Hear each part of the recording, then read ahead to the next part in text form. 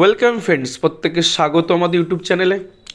যে সমস্ত ভিউয়ার্সরা প্রথমবার চ্যানেলটি দেখছেন তারা অবশ্যই চ্যানেলটিকে সাবস্ক্রাইব করে দেবেন এবং এই চ্যানেলের সঙ্গে থাকবেন।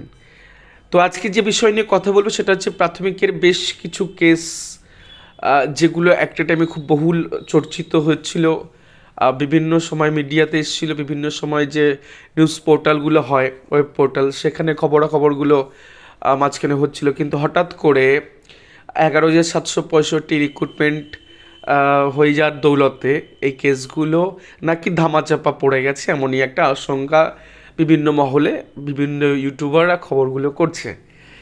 তো আসল সত্যটা কি জানার চেষ্টা করব এবং এই ভিডিওতে আশা করি বিষয়গুলো পূর্ণাঙ্গ বিষয় নিয়ে একটা আলোচনা হবে। তার মধ্যে 3টি বিষয় নিয়ে আমরা আলোচনা করব। এক হচ্ছে যেগুলো একদম হটকেক ছিল একটা টাইমে, যে 32,000 প্রাথমিকের যে মামলা, সেই মামলাটার স্ট্যাটাস এই মুহূর্তে কী আছে, কবে নাগাদ উঠতে পারে।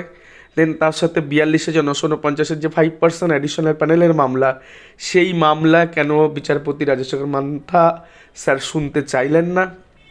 তার সাথে ওএমআর শিট মামলা কি বনবাসে চলে গেল, এই 3টে নিয়ে আলোচনা করব। তো প্রথম যে বিষয় নিয়ে আলোচনা করবো সেটা হচ্ছে 5% কেসটা নিয়ে একটু আলোচনা করে দিই। এই মামলাটা না উঠেছিল, এই মামলাটা জাস্টিস রাজশেখর মান্থার কোর্টে উঠিয়েছিল এবং এই মামলা ওঠার পরে তিনি একটা অর্ডার পাস করেছেন। সেই অর্ডারে কী লেখা আছে একদম ছোট্ট করে একটু বলে দিই। It is submitted by the counsel for the petitioner that the matter has been heard on 25 occasion, অর্থাৎ 25 বার সিঙ্গেল বেঞ্চ অর্থাৎ ওই স্যার এই ম্যাটারটা তিনি শুনেছিলেন। তো সেই শোনার পরে পিটিশনারদের অ্যাডভোকেটের দাবি যে এতবার একটা মামলা যেহেতু একজন শুনে ফেলেছেন অলরেডি 99%, 98% মামলা, তো সেখানে গিয়ে সেই মামলা নতুন করে এই বেঞ্চ আর কি শুনবে, বা শুনলে আবার শুরু থেকে শুনতে হবে। এবং সিবিআই ওই মামলাতে বেশ কিছু রিপোর্ট ফাইল করেছিল, যেটা সিবিআইয়ের তরফ থেকেও বলা হয়েছিল।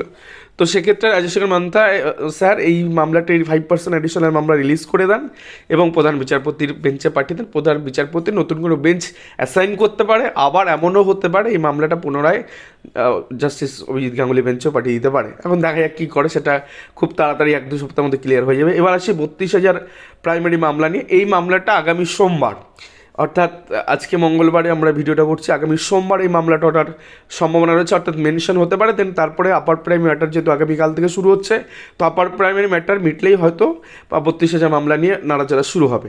ওএমআর শিট ওএমআর যে শান্তনু শিট মামলা বা ওএমআর শিট মামলা, সে বিষয় নিয়ে একটু ছোট্ট আপডেট দিয়ে দিই। সেম বাবলু পাল ওএমআর শিটের শান্তনু শিট এবং রাকেশ মণ্ডল 5% মামলা, এই মামলাগুলো যেহেতু সিঙ্গেল কোঅর্ডিনেট বেঞ্চ বহুবার শুনেছে, বহুবার অর্ডার পাস করেছে, ম্যাক্সিমামটা সেখানে রিভিল হয়ে গেছে। তো সেই মামলাগুলো কিন্তু বর্তমান যিনি সিটিং জাজ রয়েছেন তিনি কিন্তু রিলিজ করে দিচ্ছেন। তো দেখা যাক এই মামলা কোন বেঞ্চে যায়, সেটার জন্য আমাদের তাকিয়ে থাকতে হবে। ধন্যবাদ সকলকে।